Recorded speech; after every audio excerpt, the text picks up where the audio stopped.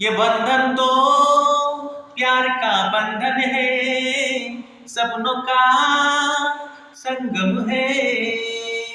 গানটা ইনাদেরকে করে শোনাতেই ইনাদের বুঝদার কর্মচারীদের মধ্যে থেকে একজন 5 টাকার একটা কয়েন হাতে করে এগিয়ে এলেন।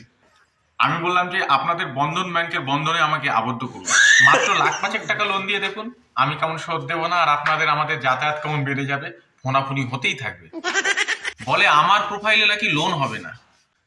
আমি বললাম দোতলা বাড়িতে লোন হবে না? বলে দোতলা বাড়িতে সমস্যা নেই, আমি ওই বাড়ির ভাড়াটে, তাই ওই বাড়ি মর্টগেজ দেখিয়ে নাকি লোন করা যাবে না। বোঝো কাণ্ড, লোন না দিয়ে আর কি সব ধান্দাবাজ কথাবার্তা। মাথাটা আমার গরম হয়ে গেল।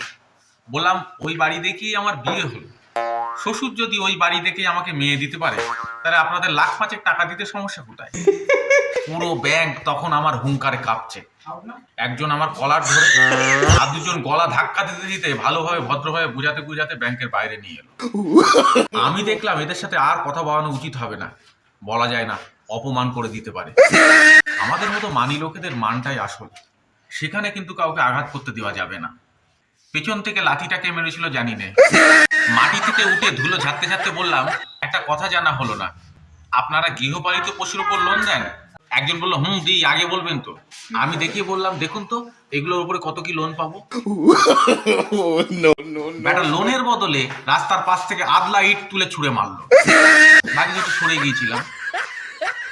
দেখলাম সম্পর্ক ভালো রেখে মান সম্মান থাকতে থাকতে চলে যাওয়াই ভালো। বলা যায় না, এরপরে হয়তো অপমান করে দিতে পারে, তাই না?